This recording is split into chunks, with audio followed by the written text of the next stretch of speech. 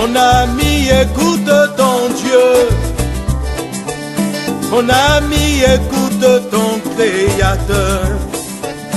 Il y a de l'espoir pour toi en ce monde.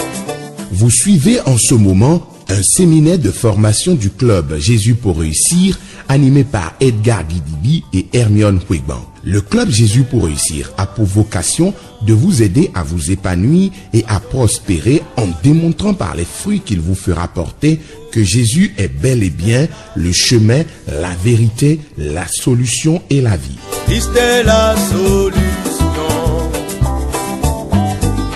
Décharge-toi sur lui.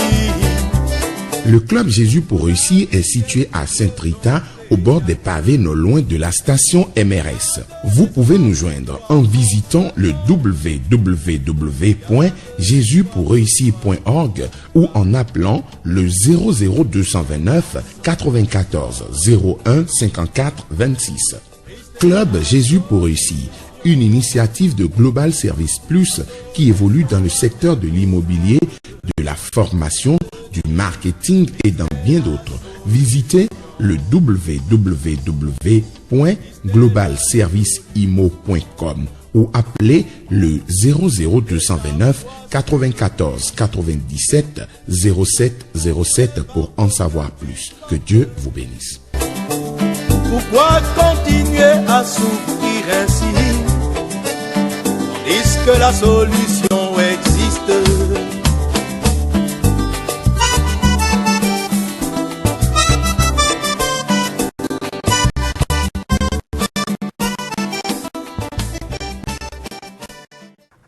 Alors on va se lever, on va prier. Seigneur Jésus, excellent Père de gloire, merveilleux Saint-Esprit, nous venons une fois encore à tes pieds te dire merci.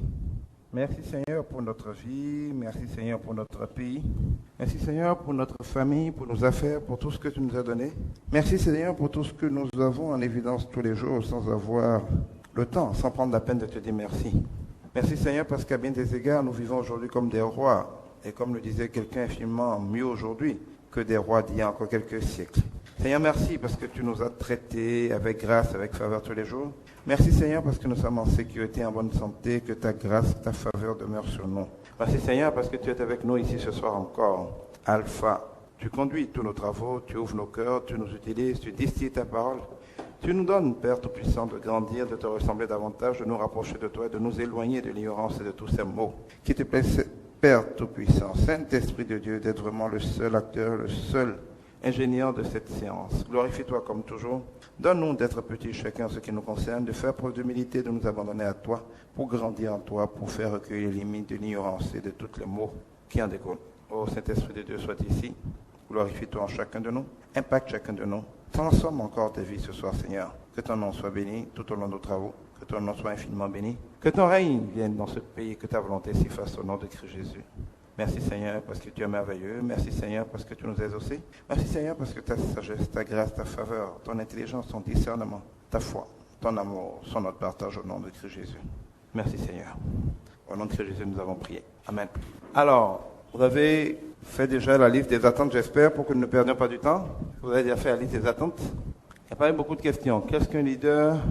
Comment Jésus enseigne à ses disciples? Comment devient-on leader?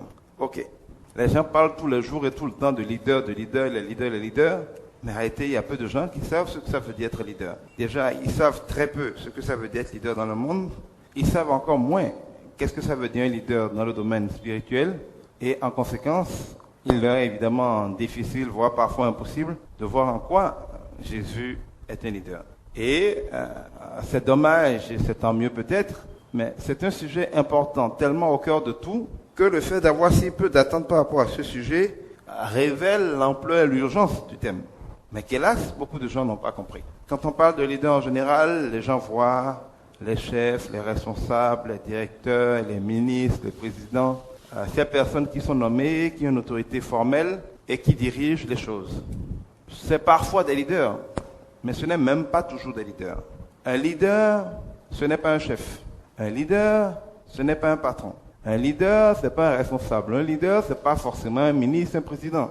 Cela peut en être un, mais ce n'est pas toujours le cas. Il faut donc prendre le temps de bien comprendre ce qu'est le leadership pour pouvoir savoir qu'est-ce qu'un vrai leader. Et quand vous allez commencer à découvrir ce qu'est un vrai leader, vous comprendrez beaucoup plus naturellement non seulement qu'est-ce que Jésus vient chercher avec les leaders, mais qu'il est le leadership incarné. Être leader, c'est quoi? Être leader, c'est être un berger. Aussi paradoxal que cela pourrait paraître, l'un des meilleurs mots, l'une des meilleures analogies à ce qu'est un leader, c'est être un berger. Vous allez voir que par exemple dans la Bible, beaucoup, sinon une très très grande majorité, des grands hommes, de ceux qui ont reçu la mission, le pouvoir de conduire le peuple, sont assimilés à des bergers et certains ont été concrètement et réellement des bergers. Moïse, quand il a fui, c'est-à-dire qu'à un moment de sa vie, je crois les 40 premières années, il était tout simplement un Égyptien israélien. Il a fini par tuer un Égyptien qui maltraitait un esclave israélien, il a dû fuir. Donc jusque-là, c'était un homme ordinaire.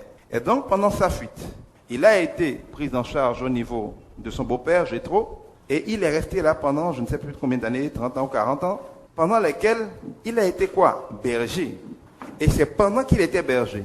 Donc, en ayant mûri, en ayant acquis la maturité, l'expérience, la sagesse, les capacités d'un berger, que Dieu l'a rencontré et l'a envoyé en mission. C'est-à-dire, c'est son ministère de berger qui l'a rendu éligible ou qui l'a préparé à la mission de gouvernance du peuple d'Israël, auquel Dieu l'a appelé et l'a envoyé. David était avec son troupeau, était un berger avec son troupeau. Et comme le monde aujourd'hui ne voit pas quel rapport entre un berger et un leader, quand on a demandé de choisir qui pourrait être roi, même son père a pensé à tout le monde sauf lui.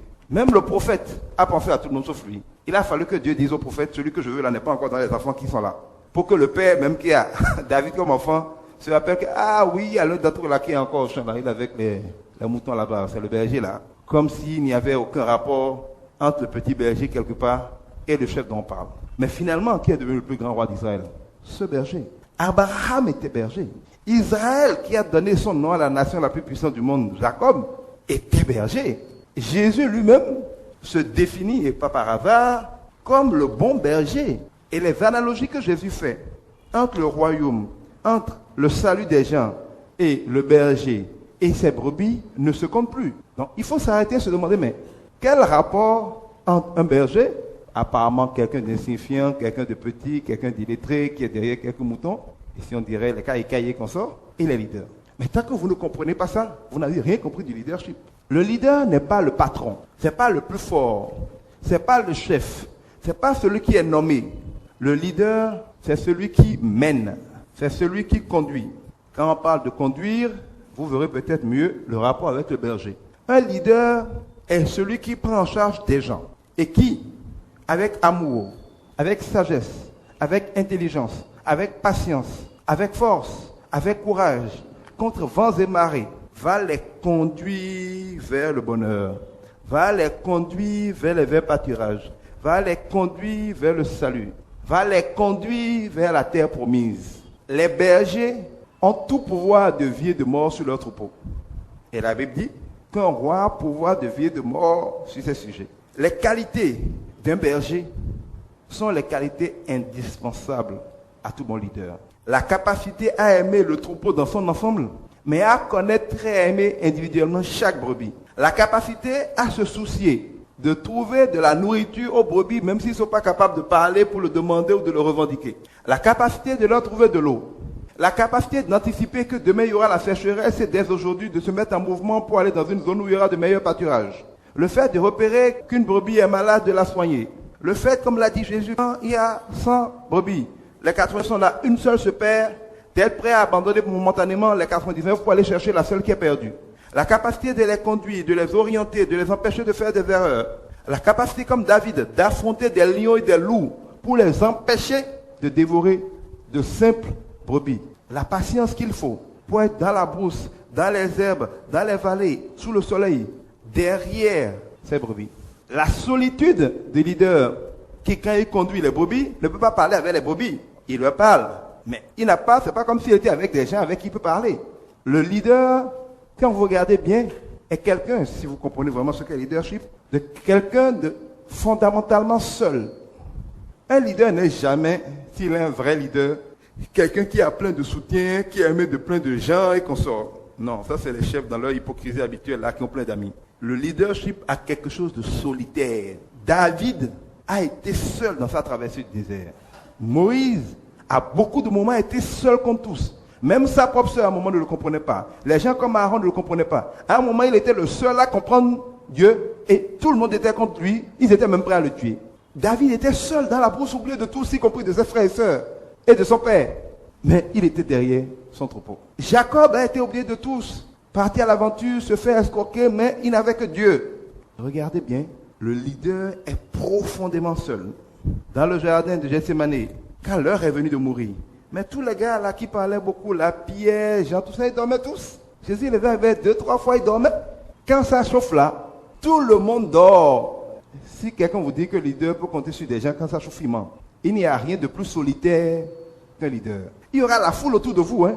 Regardez, au Christ roi, une semaine avant le vendredi saint. Mais il y a la foule. Les gens vous célèbrent avec des rameaux, vous êtes le Dieu, on vous applaudit. Pierre est capable de jurer que jamais il ne va vomir. Mais ça ne prend pas 7 jours pour que tout le monde suive et qu'avant que le coq ne chante, Pierre vomit 3 fois. Et que pendant que vous êtes en train de mourir dans l'agonie, il ne soit même pas capable de veiller au moins pour pleurer. Et tout leader, dans les moments sérieux, dans les situations tendues, il y a plein de gens qui s'ajoutent autour de vous, pas intérêt, parce qu'ils ont quelque chose à gagner.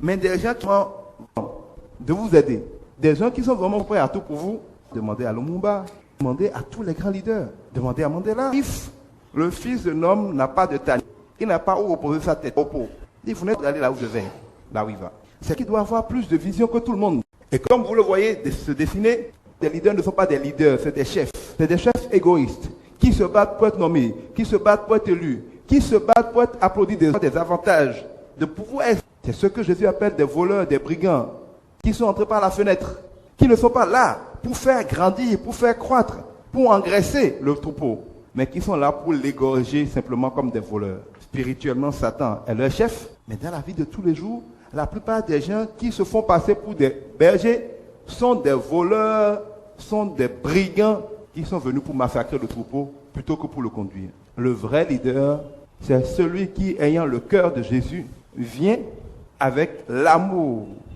que seul Dieu peut donner, avec la méthode de Dieu, avec la patience de Dieu, avec la sagesse de Dieu, pour conduire les gens vers la terre promise, si on peut résumer ça comme ça, en tout cas vers l'objectif. Et parfois, je dirais, il sacrifie toujours beaucoup de choses, il sacrifie généralement toute sa vie, au sens de temps, et parfois il sacrifie sa vie même d'un point de vue qui paye le prix par la mort. D'ailleurs, l'une des plus grandes caractéristiques de la plupart des grands leaders, c'est qu'ils sont morts à essayer de conduire le peuple à la terre promise. Il y a donc une différence ou une opposition quasiment fondamentale entre ce que nous appelons souvent leader et ce qu'est un vrai leader.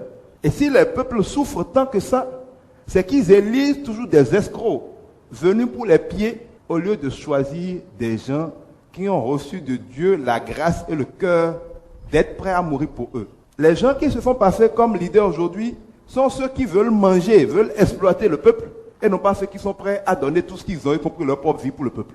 Mais quand on parle de leader, ce n'est pas seulement au niveau d'un pays, c'est au niveau de toute organisation humaine.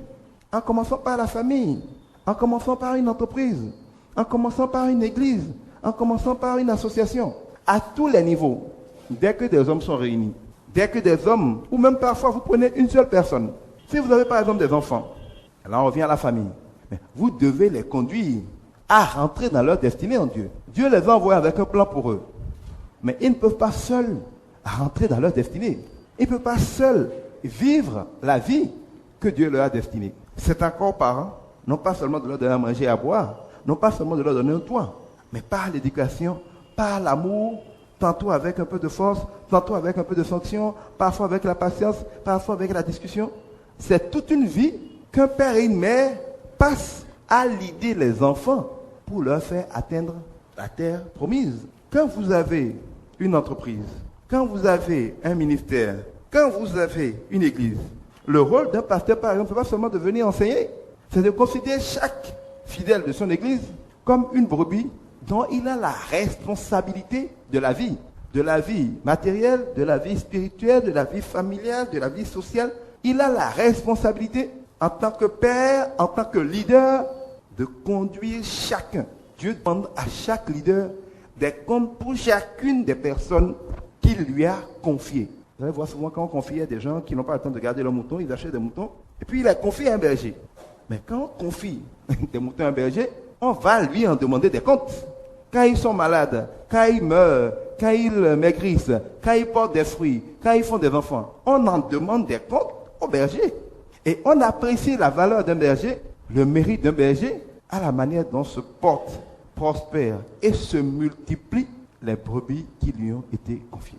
Si vous êtes un berger, quels que soient vos diplômes, quel que soit votre pouvoir, quelle que soit la manière dont les hommes vous perçoivent, et que votre troupeau, tous les moutons qu'on vous a confiés, maigrissent, sont malades et meurent, on n'a pas besoin d'aller à l'école pour savoir que vous êtes un mauvais berger.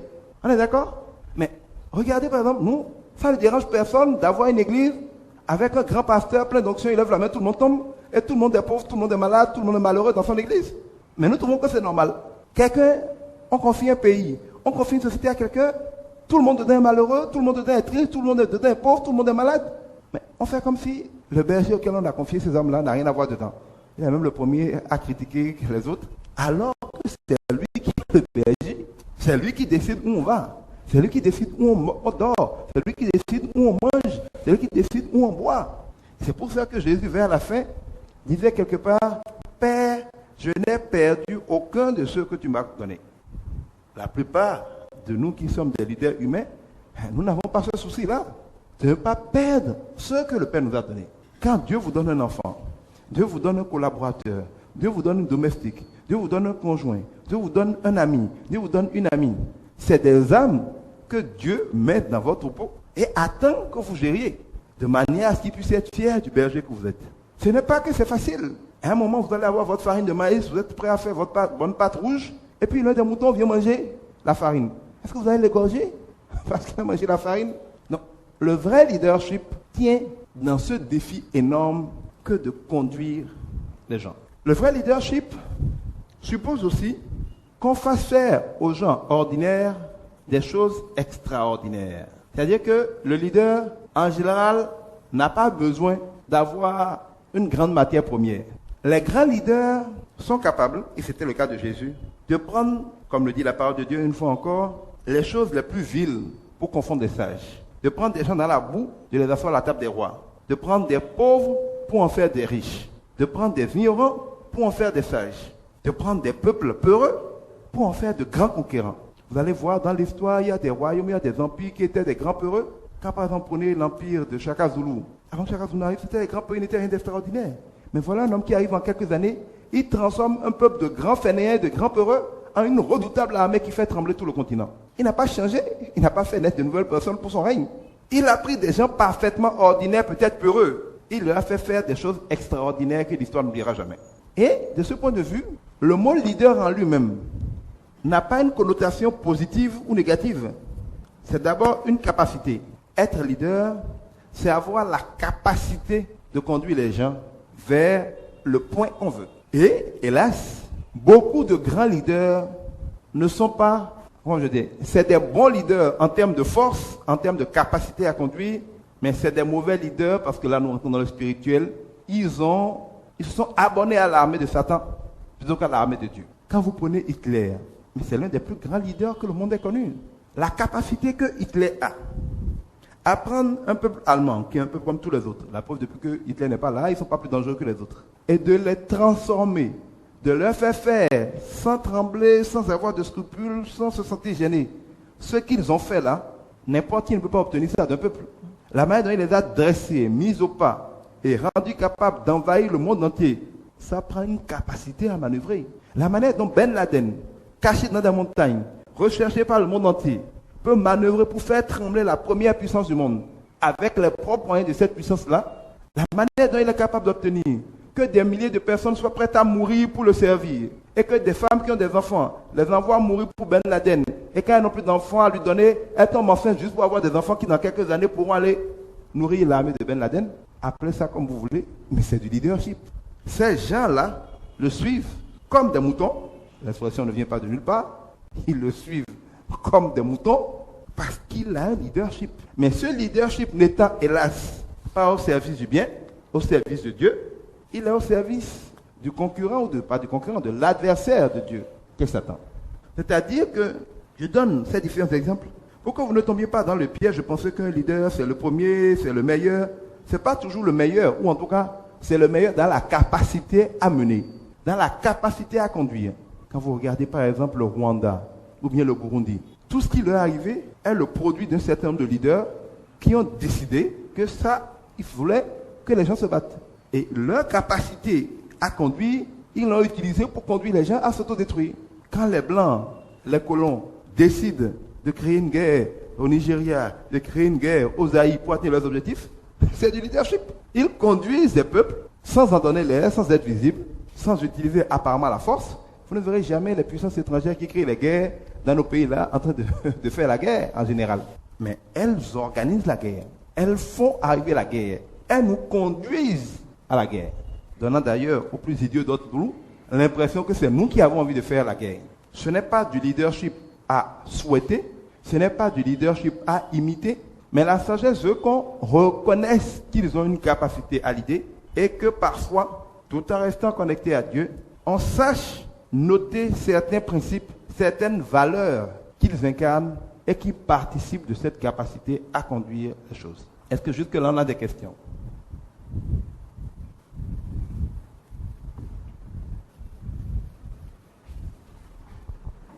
Et ma préoccupation est celle-ci. Je voudrais vous demander si on peut assimiler un leader à un élu de Dieu. Est-ce qu'on peut dire qu'un leader c'est un élu de Dieu? Oui, dans le sens, si c'est comme je dis, la capacité à mener est neutre. Le diable a des leaders diaboliques et Dieu a des leaders. Dans toutes les églises, dans toutes les religions, dans toutes les armées, vous avez des leaders. Je précise que tous ceux qui ont comment dirais-je, il y a des gens qui ont l'autorité formelle, mais qui, en fait, n'incarnent aucune autorité. Quelqu'un peut être président de la République et n'être leader de rien dans le pays. C'est-à-dire que quelqu'un peut être un simple syndicaliste ou même un citoyen ordinaire ou un ancien président ou n'importe quoi. Et par exemple, vous prenez Nelson Mandela aujourd'hui en Afrique du Sud. Officiellement, il n'est rien aujourd'hui. Il n'a aucun titre. Mais il a plus de leadership sur l'Afrique du Sud que le président sud-africain actuel. Et son rôle dans la destinée de l'Afrique du Sud est plus majeur que les présidents qui sont succédés depuis que l'apartheid est terminé. Vous pouvez arriver à un endroit, par exemple, où quelqu'un est président, quelqu'un est ministre, quelqu'un est directeur général, mais que ce ne soit pas lui qui conduise. Par exemple, dans la plupart de nos pays africains, ceux qui conduisent ne sont pas dans le pays, c'est de l'extérieur qu'on nous conduit. Vous avez dans certaines sociétés, vous pensez que quelqu'un nommé DG conduit, ce n'est pas lui qui conduit, tout se conduit à la présidence. Vous avez dans des sociétés, vous voyez un ministre, il fait le malin alors qu'il n'a aucun pouvoir, c'est son directeur adjoint de cabinet qui est de tel village, qui est connecté à telle personne, qui conduit le ministère. Bon, lui, il est là pour faire ce qu'on lui dit de faire. J'ai déjà vu des généraux dans ce pays-là rentrer dans le bureau de leur patron pendant que des soldats qui ne sont même pas des soldats sans aucun galon étaient déjà en train de discuter avec leur patron quand ils sont arrivés. Bon, on les a informés de ce qui a été décidé, ils ont été exécutés. Vous croyez que celui-là qui est général a une autorité? Il n'incarne aucun leadership, il ne conduit rien du tout, il est conduit. Donc, quelqu'un peut avoir une autorité formelle et avoir en plus de cela le leadership, la capacité à mener. Ça arrive quelques rares fois et c'est là où vous avez de grands chefs. Prenez quelqu'un comme le général Kérékou, voilà quelqu'un qui était un leader tout en ayant une autorité formelle.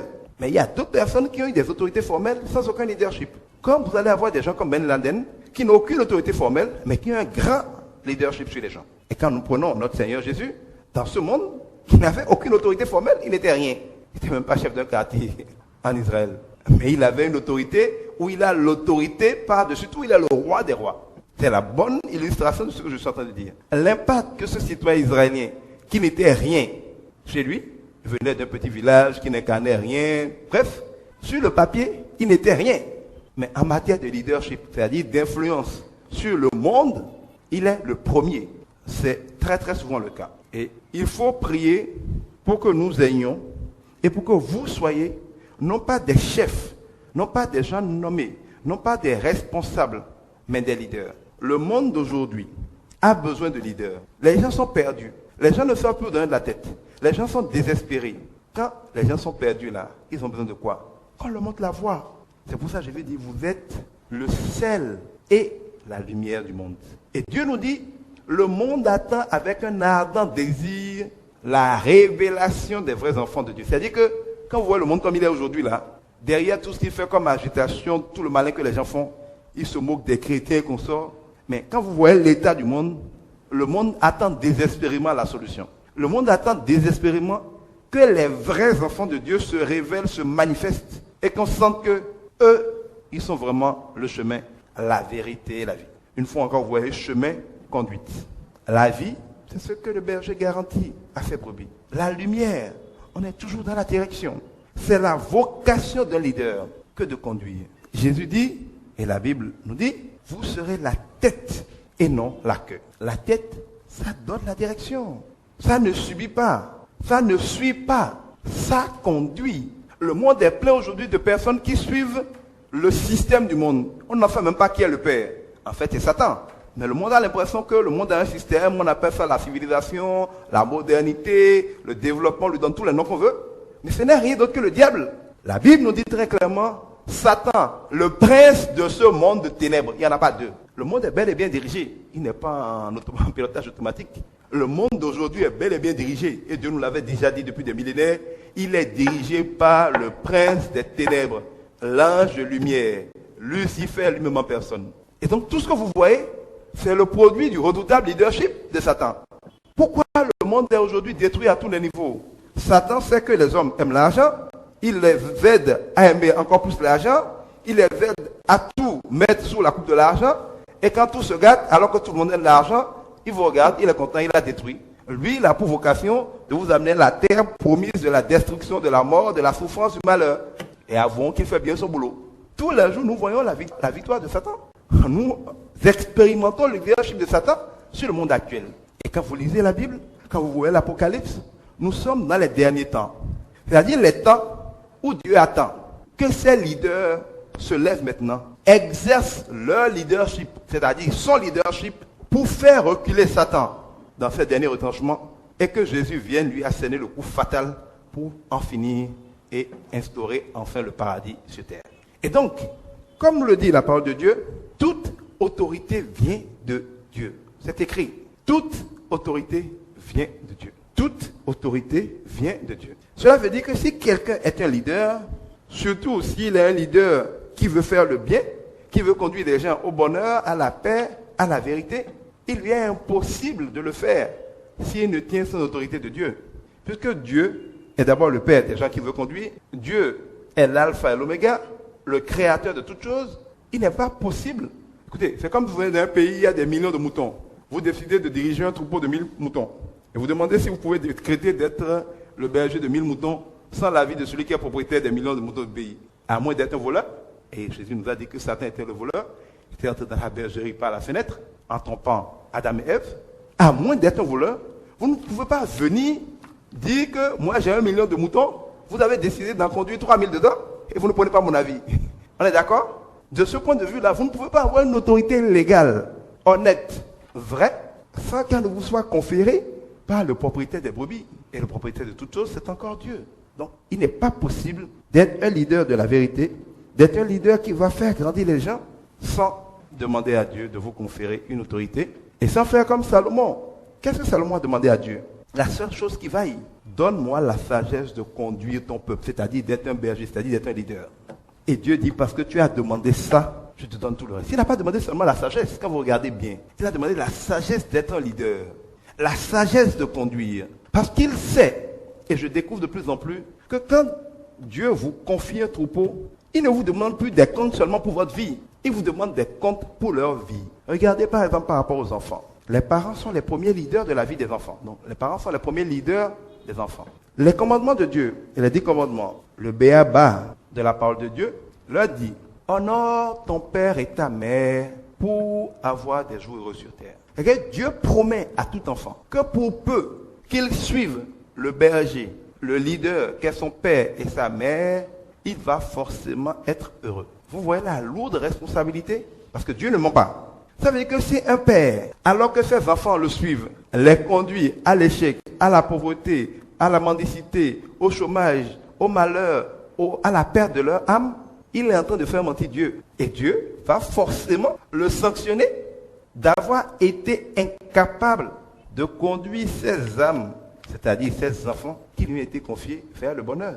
Parce qu'il a dit aux enfants, Pour que le système que j'ai mis en place fonctionne, vous les enfants, soyez des brebis qui suivent docilement vos parents. Et il a donné des conseils aux parents. Enseigne les bonnes voies à tes enfants quand ils sont petits. Quand ils grandiront, ils ne s'en détourneront pas. Réprime ton enfant. Circoncis son cœur. Si tu ne le fais pas, ça va donner telle chose. Mais dis attention, père, n'irritez pas vos enfants. Ce n'est pas éduquer les enfants, ce n'est pas les irriter, ce n'est pas les dresser, ce n'est pas les traiter comme des animaux. C'est facile de maltraiter les enfants, de les frapper, de les attacher, de crier tout le temps. Mais ce n'est pas de ça qu'il s'agit, ça c'est facile. C'est trop facile. La Bible dit, n'irritez pas vos enfants. Tout en disant, corrigez vos enfants, reprenez vos enfants, enseignez-leur la bonne voie. C'est compliqué de conduire un troupeau. Ce n'est pas qu'une histoire de frapper les moutons. Il y a des moments où on frappe les moutons, il y a des moments où on leur parle, il y a des moments où on les tire, il y a des moments où on les pousse. Si les moutons ont faim, ils se couchent tous. Tu vas les frapper tout le troupeau et puis ils vont trouver la force, ils vont commencer à marcher. Et quand vous regardez avec l'histoire par exemple de Moïse, quand Moïse a été appelé par Dieu à quitter Jéthro pour aller délivrer Israël, regardez bien qu'est-ce qui s'est passé. En chemin, Moïse était avec sa femme et la Bible dit que Dieu l'a rencontré et a failli le tuer. Et qu'il n'a eu la vie sauve que parce que sa femme a circoncis leur fils et a jeté son prépuce devant l'ange de l'Éternel. Ça veut dire quoi? Dieu, alors qu'il venait d'envoyer Moïse en mission, a failli le tuer parce qu'il n'avait pas eu le temps de circoncire le cœur de son enfant. C'est-à-dire que Moïse se disait, Dieu m'a envoyé en mission, comme chacun de nous souvent. J'ai du boulot pour Dieu. Je n'ai pas le temps, je n'ai pas le temps, je n'ai pas le temps. Je suis en train d'aller faire le boulot de sauver Israël. Vous ne pouvez pas me dire qu'il y a plus important. Dieu l'arrête en chemin et a failli le tuer, d'après la parole de Dieu, parce que sur ce chemin-là, il a oublié d'éduquer son enfant. Circoncire le cœur de quelqu'un, c'est une expression pour dire éduquer la personne. De la même manière qu'on circoncit en enlevant le prépuce, qui garde toutes les impuretés, tous les péchés qu'on sort, circoncire le cœur de quelqu'un, c'est délaguer de son cœur toutes les tendances naturelles, toutes les colères, les jalousies, toutes ces pulsions naturelles qui font qu'un homme a le cœur mauvais. Dieu attend de chaque parent de circoncire le cœur de son enfant, d'éduquer son enfant, de lui enseigner les bonnes voies. Et avec Moïse, l'homme qui parlait de bouche à oreille avec Dieu, Dieu dit que, en dépit de tout, si à cause de ça il n'a pas le temps de s'occuper de son enfant, lui il est prêt à le tuer. Et plus tard, dans le Nouveau Testament, la Bible nous dit même que si quelqu'un sauve tout le monde, s'occupe de tout le monde, et qu'il n'est pas capable de sauver les siens, de s'occuper des siens, un païen vaut mieux que lui. C'est ça la lourde responsabilité d'un berger. Dieu demande au berger des comptes pour le sang des âmes qu'il leur a confiées. Quand vous prenez par exemple l'histoire d'Israël, regardez bien le comportement du peuple d'Israël. Que le peuple d'Israël soit proche de Dieu ou se laisse aller à l'idolâtrie a toujours été déterminé par les leaders d'Israël. Chaque fois que la Bible vous dit qu'un chef d'Israël, un roi est venu, il a pris une femme païenne qui l'a entraînée dans des pratiques païennes, regardez bien, tout le peuple rapidement dérive vers les pratiques païennes d'idolâtrie et Dieu finit toujours par frapper le peuple avec des calamités, des maladies, des guerres. Ah, pourquoi? À cause d'une seule personne. Oui, le peuple est frappé parce que Dieu veut le ramener par la fonction sur le bon chemin. Mais celui auquel, au-delà de la vie d'ici, Dieu demandera des comptes, c'est ce leader-là dont le comportement a égaré le troupeau. De la même manière qu'un grand leader comme David vient, un gars comme Salomon vient, et que lui il dit, on retourne à l'Éternel. L'histoire d'Israël prouve que le peuple revient toujours des gens comme Néhémie qu'on sort. Dès qu'il revient, il dit, retournons à l'Éternel. Tout le monde se remet, se réaligne. Même avec Moïse, il avait fait le veau d'or. Moïse aurait pu venir, comme tout le monde, comme Aaron dit, bon, c'est pas grave après tout, hein. Mais le leader détermine si le peuple sera perdu ou s'il sera sauvé. Donc, être le leader, être le berger d'un troupeau qui méprise Dieu, Dieu sanctionne premièrement et à juste titre celui qui conduit le troupeau. Il peut frapper les brebis, mais il sanctionne d'abord la tête du troupeau. C'est un principe de responsabilité qui est différent du principe de culpabilité. Vous êtes responsable des âmes qu'on vous confie. Vous êtes responsable des brebis qu'on vous confie. Vous êtes responsable des enfants que Dieu vous confie. Vous êtes responsable du conjoint que Dieu vous a donné. La Bible dit qu'un mari doit considérer sa femme comme un sexe faible et l'aider à grandir, à se glorifier. Sa gloire est en elle. Dieu nous fait responsables d'un certain nombre de personnes et il nous juge à la manière dont nous conduisons ces personnes. Si vous êtes une femme et Dieu vous donne la grâce de venir au salut le premier, Dieu vient de vous confier le salut de votre mari. Il vous en demandera des comptes. Nous qui avons rencontré le Seigneur, on n'a pas encore la chance, nos parents, nos frères, nos soeurs sont dans le monde. Mais nous avons devant Dieu la responsabilité de les amener au Seigneur. Pas forcément dans les tirer par la force. Ça peut être en leur parlant, ça peut être par notre comportement, ça peut être par notre témoignage, ça peut être par les fruits que nous allons porter, et c'est surtout par l'intercession sans relâche que nous devons faire pour eux. Mais Dieu ne s'en fout pas de ce que nous faisons des gens qui mettent sur notre chemin. La Bible dit par exemple, si un de tes frères a péché, appelle-le, dis-lui ce que tu le reproches. S'il te suit, tu en auras sauvé un. Si Dieu nous demande de dire la vérité à nos frères et nos soeurs, ce n'est pas pour les énerver, ce n'est pas pour montrer qu'on est meilleur. C'est parce que à tous les prix, Dieu ne manque aucune occasion de vouloir que nous sauvions une âme. Mais quand quelqu'un est dans l'erreur, que nous ne le lui disions pas. Comme on dit, nous gardons ça dans notre cœur, nous lui en voulons. D'abord, nous sommes rancuniers, c'est un péché. Mais nous manquons une occasion de donner à cette personne peut-être l'opportunité de se repentir. Si quelqu'un est dans le péché, il ne se repent pas, il meurt, il peut aller en enfer. Il y a des gens qui ont une vie d'énormes péchés, mais 10 minutes avant leur mort, ils se sont repentis. C'est fini, ils viennent déjà faire l'enfer. Il n'est jamais trop tard pour essayer de sauver une âme par l'amour.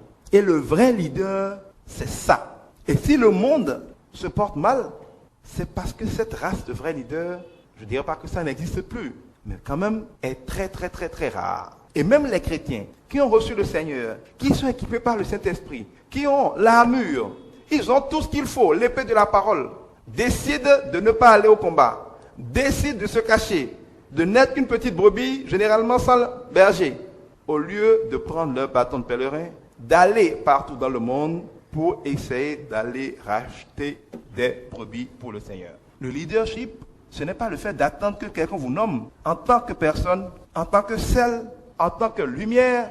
Écoutez, la lumière c'est quoi? Quand on allume une lumière quelque part, on ne se pose pas de questions sur qui sera éclairé. Si on met la lumière quelque part, c'est parce qu'on attend qu'elle éclaire tout ce qui est dans son rayon.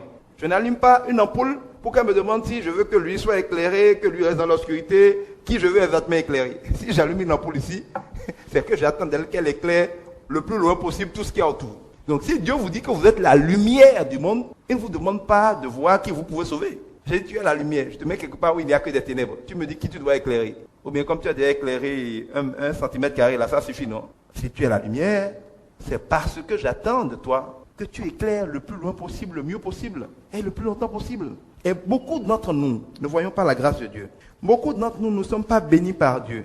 Parce que la seule chose qui compte pour Dieu, c'est d'avoir des bergers. Dieu pourvoit beaucoup aux besoins de ces bergers afin qu'ils aient les moyens de gérer le troupeau.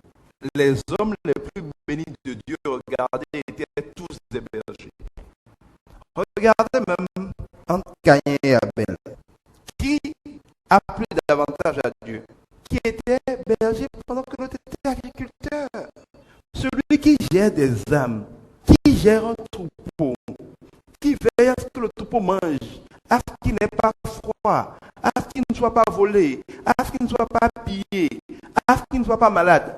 Et en fait, quelqu'un qui a reçu délégation du pouvoir de Dieu, parce que ça, c'est le boulot de Dieu. Quand Dieu dit que quand vous faites ces choses-là, pour quelqu'un, pour une brebis, c'est à lui que vous le faites. Mais c'est vrai, parce que ces choses-là sont dans les prérogatives de Dieu. Et chaque fois que quelqu'un accepte d'être un berger, c'est comme si quelqu'un, Dieu est comme celui qui a aujourd'hui peut-être 7-8 milliards d'âmes, dont il a la responsabilité du salut, la responsabilité de la nourriture, la responsabilité du confort, la responsabilité de la santé.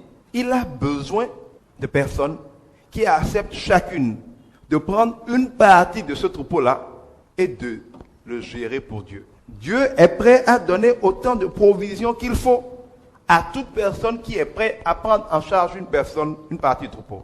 C'est quand quelqu'un est président, il nomme un ministre.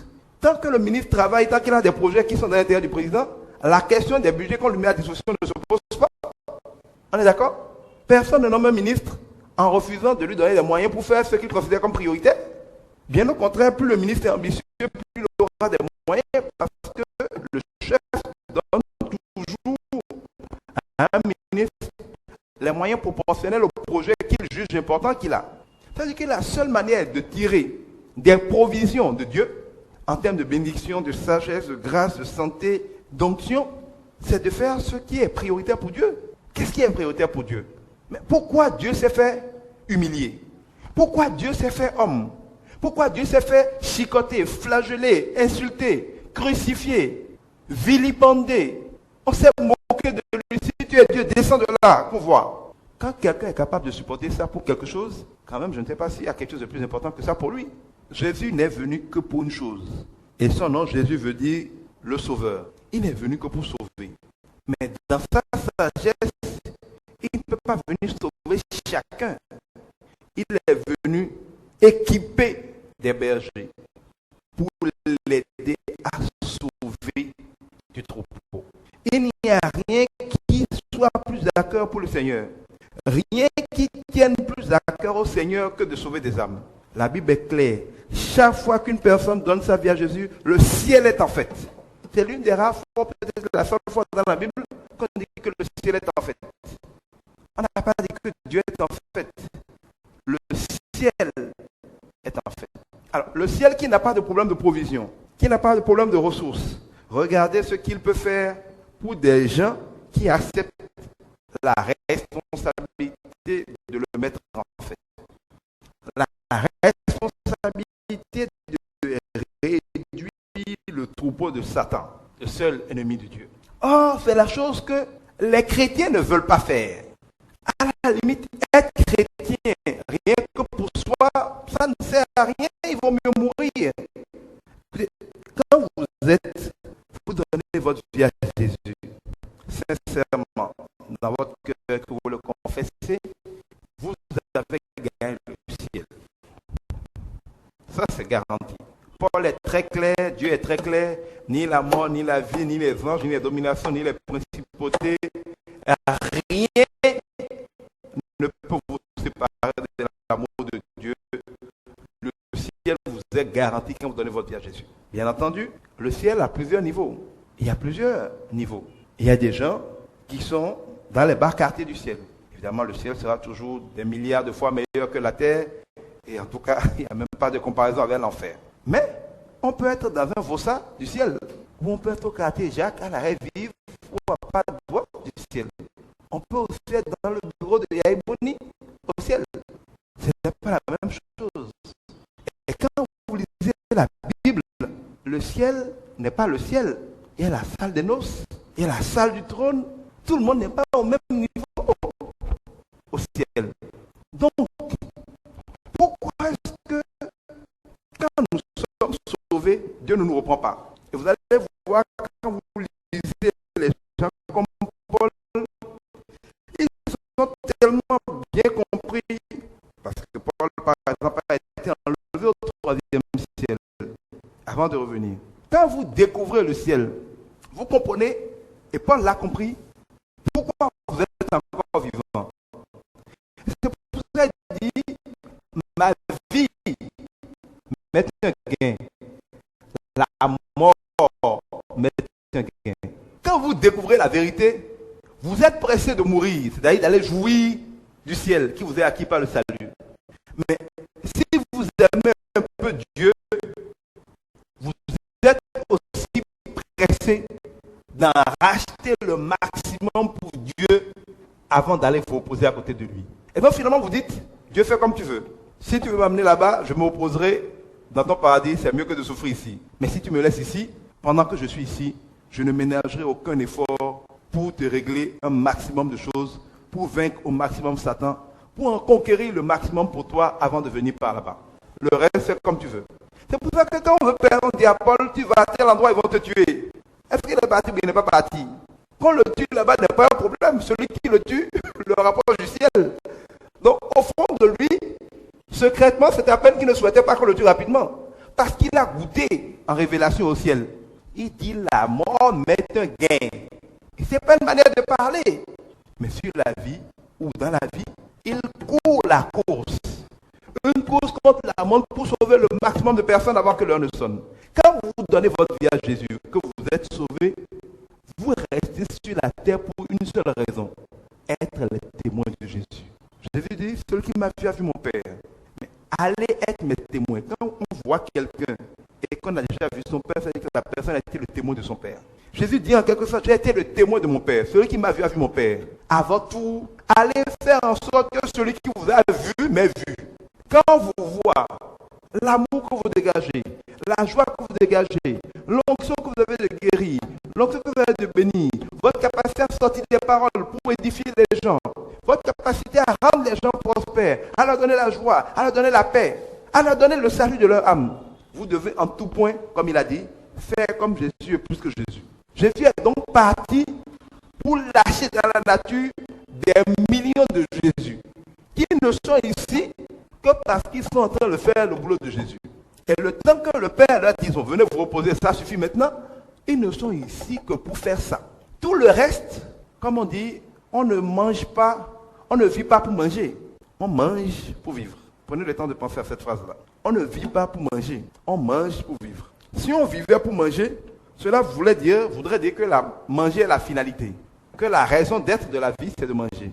Le plaisir de manger, de bien manger, de manger tout ce qu'on veut, serait le plus grand bonheur. Et c'est pour ça que ça vaut le coup de vivre. Mais quand on dit qu'on mange pour vivre, ça veut dire que la nourriture n'est pas le plus important. C'est vivre qui est le plus important. C'est vivre qui est le résultat à viser. On mange en fait parce qu'on ne peut pas ne pas manger afin d'être en forme. Donc, si on peut réduire la quantité, bref, on peut faire des sacrifices là où on ne peut pas gérer. Ce n'est pas le plus important.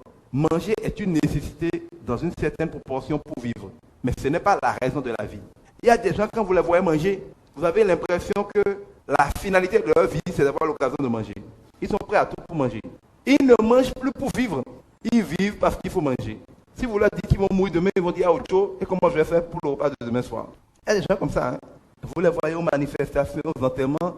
Vous voyez tout de suite qui vit pour manger, qui mange pour vivre. C'est pareil en tant que chrétien. Toutes les bénédictions qu'on demande à Dieu, emploi, mari, femme, enfant, pouvoir, paix, prospérité, terrain, maison. On ne vit pas pour ça. On a ça pour vivre comme Dieu veut que nous vivons. C'est pour ça que Jésus dit, ne cherchez pas toutes ces choses. Ce sont les païens, ceux qui n'ont aucune espérance, aucun salut, qui les cherchent. Parce que leur vie s'arrête là. Cherchez premièrement le royaume et la justice de Dieu. C'est-à-dire, faites la volonté de Dieu. Rentrez dans la maison du Père. Faites le plan de Dieu. Mettez-vous à faire les choses que Dieu attend de ses serviteurs. Et toutes ces choses-là vous seront données par surcroît. C'est-à-dire que nous venons dans le monde avec pour seule raison d'être, de venir sauver des âmes et de venir apporter le règne de Dieu sur la terre. C'est comme si je suis président français. Je colonise Dahomey. Je n'envoie pas les colons français au Dahomey parce que je veux qu'ils passent des vacances à Cotonou ou qu'ils puissent avoir affaire à la plage tous les jours de l'année parce qu'il n'y en a pas à Paris. Je les envoie pour coloniser le Bénin, pour contrôler le Bénin, pour exploiter le Bénin, pour piller le Bénin. Mais, pour pouvoir les aider à le faire et qu'ils ne se découragent pas, je vais les loger dans une belle maison à la vive, je vais leur donner des 4x4, ils auront des secrétaires, ils auront des vacances, ils auront des per diem, je vais les autoriser à aller faire des vacances à la Pendiari, au parc du Doulevé. Ils vont avoir une belle vie. Mais ils ne sont pas venus au Bénin parce que je vais leur donner une belle vie.